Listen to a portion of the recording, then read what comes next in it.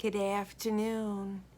I have a sad story today from the older ladies group. And, okay, we all think we have a problem.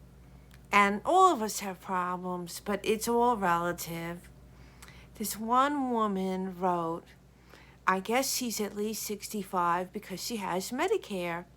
She was driving her vehicle and passed out due to a medical condition and crashed into a truck and suffered horrific injuries. Because the accident was her fault, unintentionally, she can't sue anyone. And her insurance carrier really is not paying the car insurance. She has Medicare and no supplement and no advantage plan. And without saying too much about this woman's condition, something was severed from her body that they had to reattach. And when she was at the hospital, like ER, they weren't that experienced. It was done botched. She had to go to another doctor and have it redone. This woman has millions, literally millions of dollars in medical bills, and her only income is Social Security. I don't know if her husband is still alive or what her marital situation is, but her only income is Social Security, and she said she owns a house that's worth approximately $150,000. I think she might live in like the Midwest where housing is more reasonable. And she said she's getting hit with bills left and right from doctors, from surgeons, from the hospital, from everything.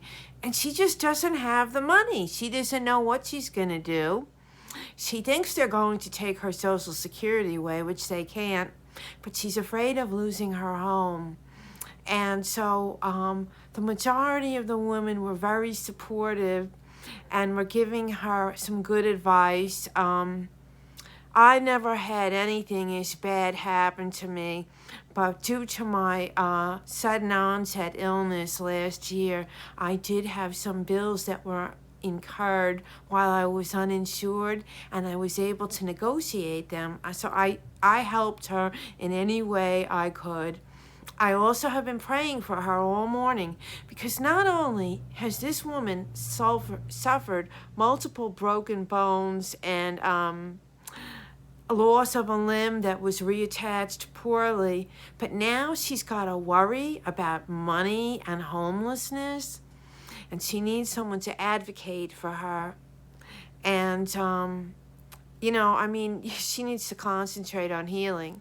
So there was a wonderful outpouring of love and support for this woman. And I ask anyone that's watching, even if you're an atheist or agnostic, to say some sort of prayer for healing and mental comfort for her financially.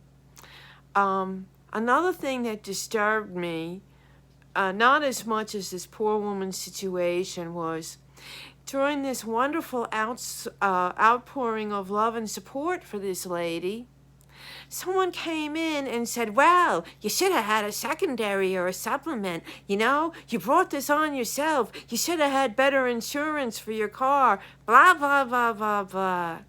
I'm smiling, but like I'm crying on the inside.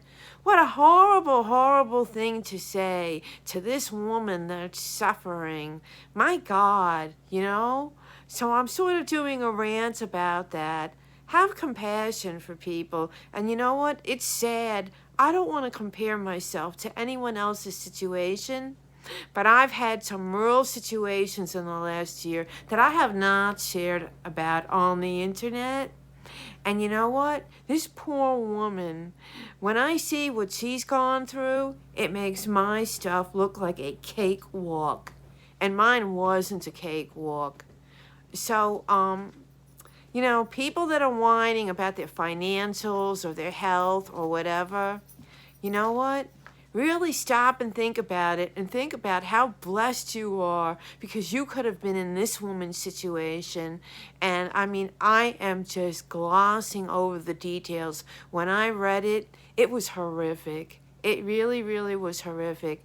And I really hope that every agency and news station in the state that she lives in, and even nationally, gets a whiff of her story. And I hope that she is not billed for a penny beyond what her Medicare has covered, and that her main focus should be on healing and enjoying whatever's left of her life.